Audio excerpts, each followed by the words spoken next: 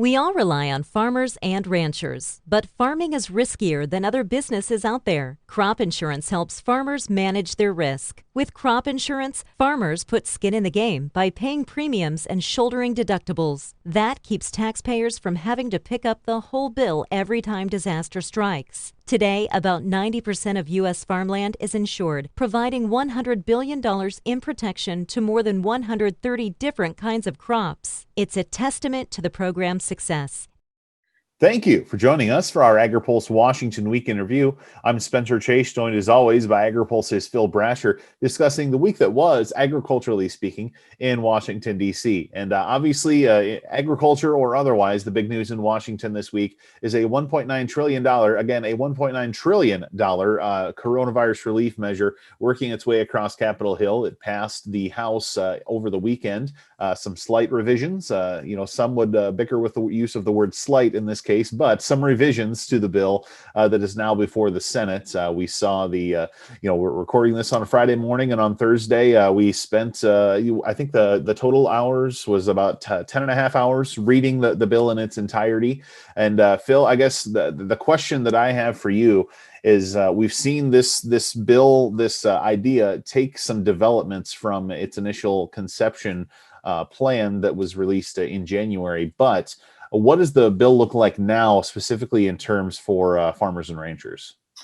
Well, it's still got, it's very close to what, almost identical to what came out of the House. Very little change. That there's, it's about $3.6 billion in funding for kind of aimed at the food supply chain, purchasing commodities, retooling, personal protective equipment, funding for those needs for processors, farmers markets, basically all along the food chain. And then there's about $5 billion in provisions for minority farmers, primarily, but $4 billion of that is for paying off loans held by USDA loans and guaranteed loans held by minority farmers. A few other things. That's the main, and a lot in terms of nutrition assistance, continued increase in SNAP benefits, and some provisions for child nutrition. And a couple of changes that were made this week in negotiations among Senate Democrats. There's over $300 billion in this bill for state and local assistance. That's one of the things that the Republicans have criticized. But what they did this week is they added some language in there that allows that money to be used both by the states and by local governments for broadband as well as water and sewer needs. So we'll see how it's very general language. It just says that the money can be used for those purposes. And there had been several Democrats interested in putting money in the bill for broadband. Yeah, Phil, on that broadband point, we understand there's a kind of a late push there to try and boost rural broadband funding. What do we know on that at this point? Well, this language was significant in that allowing the money to be used this way, that state and local aid. Now, Democrats are also, starting to put together an infrastructure, a major infrastructure package. It could be in this order of this $2 trillion or more. And there's going to be a substantial amount of money, you can bet, for rural broadband in that bill as well. And they're going to want to get a lot of rural support for that bill. So that's going to be a major, I'm sure they're eyeing as a major draw for voters. Yeah, so at this point, we're looking at the the Senate taking part in a vote-a-rama today. So I don't know what your vote-a-rama traditions are, but I wish you the best of luck with them throughout the country as you watch that process. Watching the Senate work toward approval of that bill, which will then need to go back to the House for approval due to the changes made in the Senate. And we'll be sure to keep an eye on all of that and keep you all informed in terms of what that bill means, where it's at, and what it means for farm country. But speaking of things that are important to farm country, the leader of the Biden administration's agricultural policy has been confirmed and has been on the job now for about a week and a half. In that time, he's made several public comments. Speaking, of course, of Ag Secretary Tom Vilsack, we had the opportunity to speak to him earlier this week as part of an Agri-Pulse exclusive interview. And Phil touched on a number of things, and you can read our write-up of this on agripulse.com. But Phil specifically thought it was interesting, as we had heard throughout the Biden campaign that climate was going to be a major issue. And now Secretary Vilsack, kind of putting a finer point to what the administration will be pursuing as it relates to production agriculture. Well, they're looking at a couple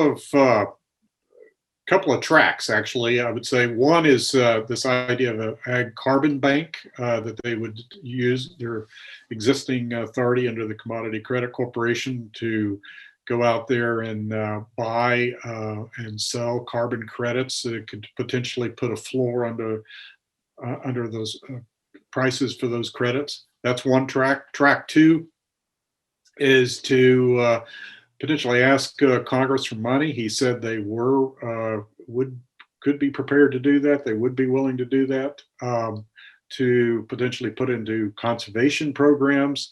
The idea is to provide the upfront spending and assistance to producers to do things like cover crops, the equipment, just extra assistance, potentially expanding the conservation reserve program as well. We'll have to see where that goes, but he did indicate that they would be prepared to ask for that. They are looking at this. He seems to emphasize in every interview that they are looking at these as pilot projects, kind of at that stage. They want to show that these things will work, and sell the idea to Congress and to farmers. Well, and Phil, as we get a finer point on the conservation policy, we're also getting a little bit of a better idea in terms of how he plans to approach his ideas and his goals, and the Biden administration goals more broadly on the area of racial equity as well. Yes, he announced this week that he was forming an equity commission to investigate racial issues. We mentioned what's in the stimulus package in terms of the debt relief. There are a number of other provisions that USDA is going to have and that involve colleges and universities, including the historically Black colleges and universities. We asked him, what does equity look like? And he used the illustration that it's trying to bring up those folks that have been left behind, minority farmers, bring them up to another level.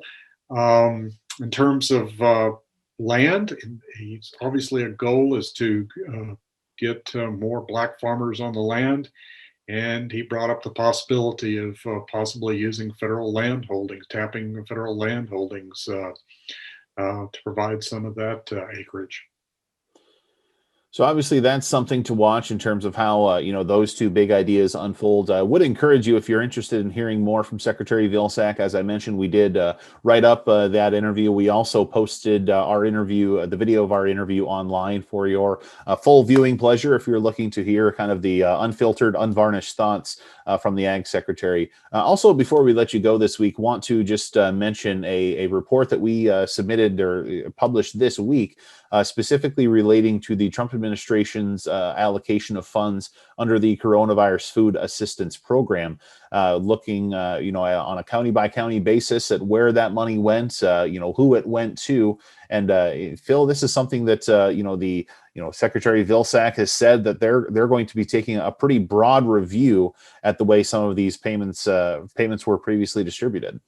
Yeah, well, it was very interesting that with the market facilitation program payments in particular, the Trump administration got a lot of criticism that too much of that money went to the South, was too concentrated. There was too many farmers left out.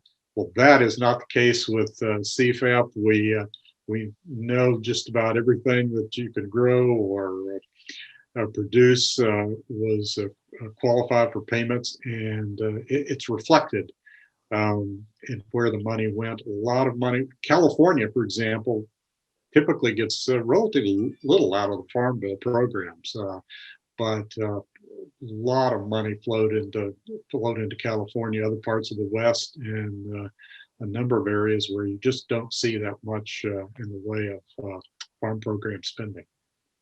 So obviously a lot of money distributed as part of that recovery package, and still awaiting the official word of the Biden administration and the Vilsack USDA in terms of when they plan to finalize that review of previous CFAP spending and allocate some of this additional top up money that was announced in January as part of the Trump administration's final days in office. Obviously, as a lot of a freeze put on that funding.